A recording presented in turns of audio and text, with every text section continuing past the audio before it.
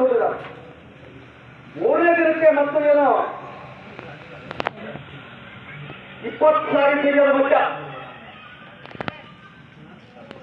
ತಿರ್ಗಾ ಫೋನ್ ಮಾಡಿದ್ರೆ ಎಸ್ಒ ಇರ್ಬೋದು, ಲೈನ್ಮನ್ಗಳು ಇರ್ಬೋದು, ಉಡಾಫೆ ವಸ್ತುಗಳನ್ನ ರೈತರಿಗೆ ಕೊಡ್ತಾ ಇದ್ದಾರೆ. ನಮ್ಮನ್ನೇನು ಕೇಳ್ತೀರಿ? ಮೇಲ್ಮಟ್ಟದಲ್ಲಿ ಕೇಳ್ರಿ, ಸರ್ಕಾರವನ್ನು ಕೇಳ್ರಿ, ನಮ್ಮ ಹತ್ರ ಏನಿದೆ ಅಷ್ಟನ್ನು ಕೊಡ್ಬೋದು. ಅಲ್ಲಿ ಲೈನ್ ಟ್ರಿಪ್ ಆಗಿದೆ, ಇಲ್ಲಿ ಟ್ರಿಪ್ ಆಗಿದೆ ಅಂತ ಹೇಳಿ ರೈತರನ್ನ ಸಾವಿರದ ಹಂಚಿಗೆ ತರುವಂತ ಕೆಲಸವನ್ನ ಅಧಿಕಾರಿಗಳು ಮಾಡ್ತಾ ಇದ್ದಾರೆ. ರೈತ ಬಾಂಧವರೇ, ನಿಮಗೆ ಗೊತ್ತಿರ್ಬೋದು, ಸರ್ಕಾರ ಕೃಷಿ ಕಾಯ್ದೆಗಳನ್ನ ವಾಪಸ್ ತಗೊಳ್ತೀವಿ ಅಂತ ಹೇಳಿ ಈ ಹಿಂದಿನ ಬಿಜೆಪಿ ಸರ್ಕಾರ ರೈತರನ್ನ ವಿರೋಧ ಹಾಕಿಕೊಂಡು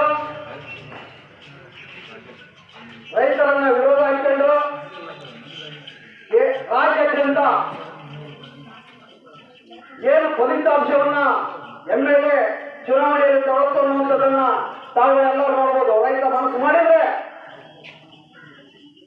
ಹಾಗೆ ಈಗಿರುವಂತಹ ಸಿದ್ದರಾಮಯ್ಯ ಸರ್ಕಾರ ಮುಂದಿನ ಜಿಲ್ಲಾ ಪಂಚಾಯತ್ ಇರ್ಬೋದು, ತಾಲೂಕ್ ಪಂಚಾಯತ್ ಇರ್ಬೋದು,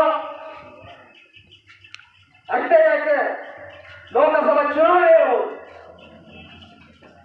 ಮುಂದಿನ ದಿನಗಳಲ್ಲಿ ನಿಮಗೆ ತಕ್ಕ ಪಾಠವನ್ನು ನಾವು ಕಲಿಸಬೇಕಾಗುತ್ತೆ. ನಾವು ಕೇಳ್ತಾ ಇರೋದು ನಿಮ್ಮ ಅನ್ನ ಕೊಡಿ ಅಂತ ಕೇಳ್ತಾ ಇಲ್ಲ. ರೈತರ ಪಂಪ್ ಸೆಟ್ಗೆ 10 ತಾಸು ಹಗಲು 3 ಫೇಸ್ ಅನ್ನ ಕೊಡಿ ಅಂತ ಕೇಳ್ತಾ ಇದ್ದೀವಿ. ನೀವೇನು ಹೇಳ್ತೀರಿ? ನಾವು ರಾತ್ರಿ ಕೊಡ್ತೀವಿ, ಹಗಲು ಕೊಡಕ್ಕಾಗಲ್ಲ, ಹಗಲು ಅಧಿಕಾರಿಗಳಿಗೆ ಮತ್ತು ರಾಜಕಾರಣಿಗಳಿಗೆ ಬೇಕು ಅನ್ನುವಂತ ಮಾತನ್ನ ತಾವು ಹೇಳ್ತಾ ಇದ್ದೀರಿ. ಇಲ್ಲ ಸ್ವಾಮಿ, ಅವ್ರ ದೇಶಕ್ಕೆ ಅನ್ನ ಹಾಕಬೇಕಾಗಿಲ್ಲ. ಈ ದೇಶಕ್ಕೆ ಅನ್ನ ಕೊಡುವ ರೈತರಿಗೆ ಹಗಲು ಕರೆಂಟ್ ಬೇಕು. ಹಗಲು ಕರೆಂಟು 10 ತಾಸು ನಮಗೆ 3 ಫೇಸ್ ಅನ್ನ ನೀಡಬೇಕು. ನಾವು ಆಸೆ ಕೇಳಲ್ಲ. ಯಾಕೆಂದ್ರೆ ನಾವು ಹುಲ್ಲು ಹೊಲದಲ್ಲಿ ಅಡ್ಡಾಡಬೇಕಾಗುತ್ತೆ. ಪಂಪ್ ಸೆಟ್ಗಳನ್ನು ನೋಡ್ಕೊಳ್ಳಿಕ್ಕೆ ಎಲ್ಲೇ ಬೀಜ ಹೋತು, ಎಲ್ಲೋ ಮತ್ತೊಂದು ಏನಾಯ್ತು, ಯಾವುದೋ ಬೈಲು ಅಂದಿತ್ತು, ಇದನ್ನೆಲ್ಲ ಸರಿ ಮಾಡಿಕೊಂಡು ನಾವು ರಾತ್ರಿ ಹೋಗ್ಲಿಕ್ಕಾಗಲ್ಲ. ನಮಗೂ 2 ಮಕ್ಕಳಿದ್ದಾರೆ. ಯಾವುದೋ ಹುಡುಗಗಳು ಆಡು ಪ್ರಾಣಿಗಳು ರೈತರ ಮೇಲೆ ದಾಳಿ ಮಾಡಬಹುದು. ಆ ಸಂದರ್ಭದಲ್ಲಿ ನೀವ್ಯಾರು ಹೊಣೆಯಾಗಲ್ಲ ಅನ್ನುವಂಥ ಮಾತನ್ನ ಈ ಸಂದರ್ಭದಲ್ಲಿ ನಾವು ಹೇಳಲಿಕ್ಕೆ ಇಷ್ಟಪಡ್ತಾ ಇದ್ದೀವಿ. ಹೌದಲ್ರಿ? ನಮಗೆ ಹಗಲು ಬೇಕಲ್ಲ, ಕರೆಂಟ್, ಹಗಲು ಕರೆಂಟ್ ಬೇಕು. ನಮಗೆ ಹಗಲು ಕೊಡಬೇಕು. ಸರ್ಕಾರ ಏನು ನಿಗದಿ ಮಾಡಿದೆ 7 ತಾಸು ಯಾವುದೇ ರೀತಿಯಲ್ಲಿ ಟ್ರಿಪ್ ಆಗದ ರೀತಿಯಲ್ಲಿ ಕರೆಂಟ್ ಅನ್ನು ಕೊಡೋದನ್ನು ಕಲಿಬೇಕು. ಇವತ್ತೊಂದು ಟ್ರಾನ್ಸ್ಫಾರ್ಮ್ ತಿರುಗಿ ಅಳವಡಿಸಬೇಕು ಅಂದ್ರೆ ಆ ಟ್ರಾನ್ಸ್ಫಾರ್ಮರ್ಗೆ ಒಬ್ಬ ರೈತರಿಗೆ ಎಷ್ಟು ಖರ್ಚು ಬರ್ತದೆ ಅನ್ನೋದನ್ನ ನೀವು ನೋಡ್ಬೋದು. ಅಂದ್ರೆ 10,000 ರೂಪಾಯಿಗಳನ್ನ ರೈತರು ಹೊಂದಿಕೆ ಮಾಡಿಕೊಂಡ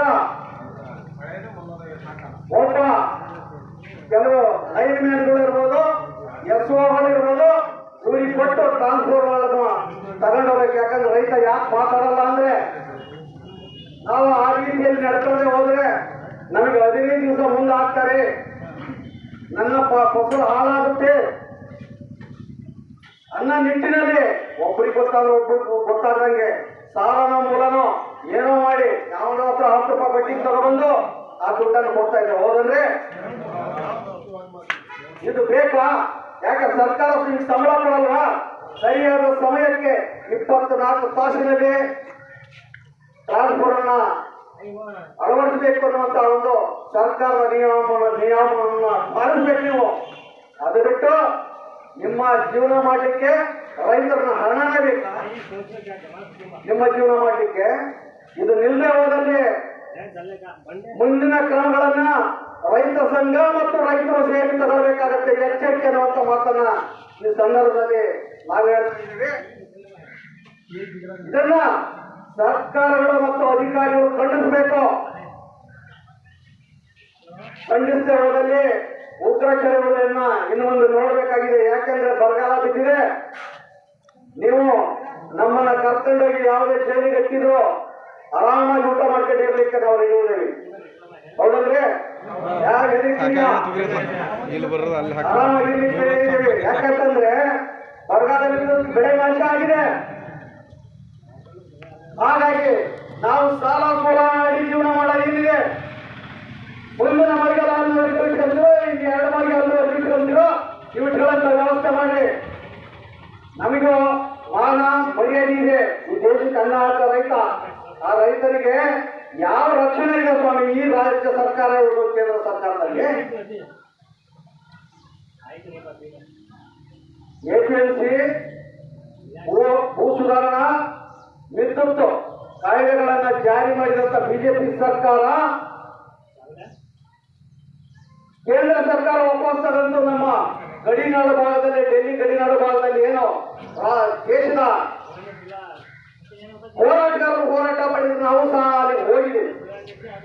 ಹೋರಾಟ ಮಾಡಿ ಮೋದಿ ಸರ್ಕಾರ ವಾಪಸ್ ತಗೊಂಡು, ಆದರೆ ರಾಜ್ಯ ಸರ್ಕಾರ ಆ ಸಂದರ್ಭದಲ್ಲಿ 10 ಚಳವಳಿಗಳನ್ನು ನಾವು ಬೆಂಗಳೂರಲ್ಲಿ ನಾವು ಮಾಡಿದ್ವಿ, ಹೊರಗಡೆಗೂ ಮಾಡಿದ್ವಿ. ಆ ಸಂದರ್ಭದಲ್ಲಿ ಬಿಜೆಪಿಯವರು ಸಹ ತಗೊಳ್ಳಿಲ್ಲ. ಚುನಾವಣೆ ಬಂದ ಸಂದರ್ಭದಲ್ಲಿ ಉಪಮುಖ್ಯಮಂತ್ರಿಗಳು ಡಿ ಕೆ ಶಿವಕುಮಾರ್ ಅವರು ಒಂದು ಮಾತನ್ನು ಹೇಳ್ತಾರೆ, ನಮ್ಮ ಸರ್ಕಾರ ಅಧಿಕಾರಕ್ಕೆ ಬಂದ್ರೆ 3 ಕಾಯ್ದೆಗಳನ್ನ ರದ್ದು ಮಾಡ್ತೇವೆ, ದೇಶದ ಯಾವುದೇ ರೈತನ ಮೇಲೆ ಅಧಿಕಾರದಿಂದ ಕೇಸ್ಗಳಾಗಿದ್ದರೆ ಕೇಸ್ಗಳನ್ನು ವಾಪಸ್ ತಗೊಳ್ತೇವೆ ಅಂತ ಮಾತನ್ನು ಹೇಳ್ತಾರೆ. ಚುನಾವಣೆ ಮುಗಿದ ನಂತರ